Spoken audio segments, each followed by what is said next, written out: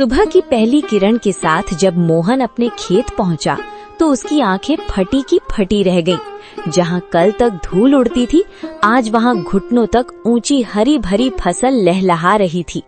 बड़े बड़े चमकदार आलू और मोतियों जैसे मटर के दाने। तभी वहां से काला गुजरा। काला हैरानी और चिढ़ के साथ, अरे मोहन, ये क्या तमाशा है? कल शाम तक तो यहाँ मिट्टी उड़ रही थी और आज एक ही रात में इतनी बड़ी फसल। कौन सा गड़ा हुआ खजाना हाथ लग गया है तेरे? या कहीं शहर से कोई चोरी का माल लाकर यहाँ गाड़ दिया है? नहीं काला भाई, ये ना कोई चोरी है और ना कोई तमाशा। ये तो ऊपर वाले की मेहरबानी है। कल एक घायल चिड़िया की मदद की थी, बस उसी की दुआओं ने आज ये रंग दिखाया है। देख भाई, कितने सुंदर आलू और मटर है। तू भी थोड़े घर ले जा। दुआएं? चिड़िया मुझे बेवकूफ समझता है। ये जरूर कोई काला जादू है।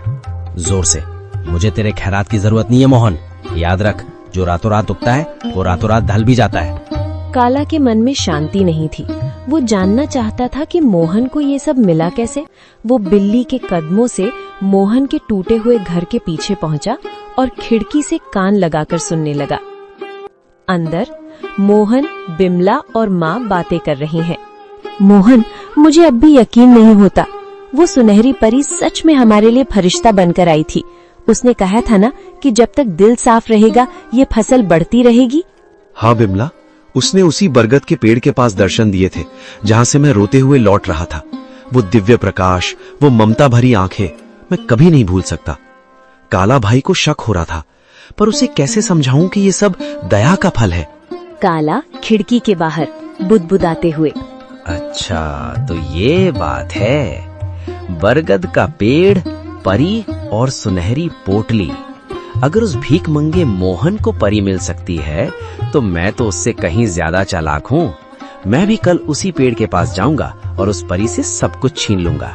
काला सुबह सुबह उसी बरगद के पेड़ के नीचे पहुंच गया। उसने एक जाल बिछाया और एक चिड़िया के आने का इंतजार करने लगा। उसने सोचा कि वो किसी चिड़िया को घायल करेगा और फिर उसकी मदद का नाटक करेगा। कहाँ है वो परी? ओ चिड़िया, बाहर निकल।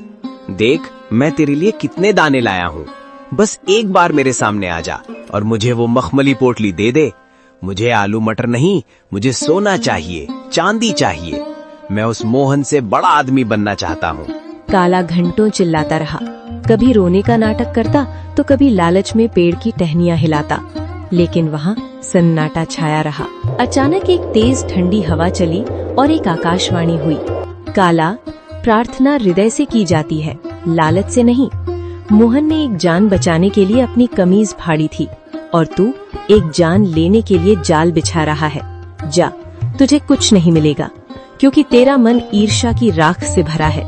लालच की फसल कभी मीठी नहीं होती। नहीं, ये नाइंसाफी है। उस गरीब को सब कुछ और मुझे कुछ नहीं।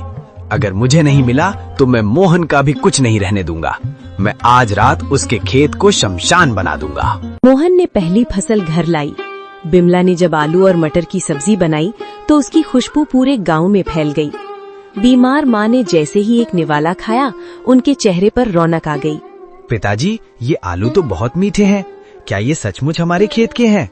अब मुझे स्कूल जाने के लिए नया बस्ता मिलेगा ना?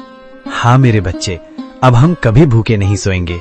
बिमला देखो, भगवान ने सुन ली। आज माँ की आंखों में चमक देखी? ये उन जादुई बीजों का ही प्रताप है। बिमला आंखों में आंसू भरकर, मैं तो डर गई थी मोहन। मुझे लगा था कि गरीबी हमारी पहचान बन गई है, लेकिन आज पहली बार लग रहा है कि हमारे घर में भी लक्ष्मी ने कदम रखा है। पर मुझे उस काला से डर लगता है। उसकी नजरें हमारे खेत पर जमी हैं।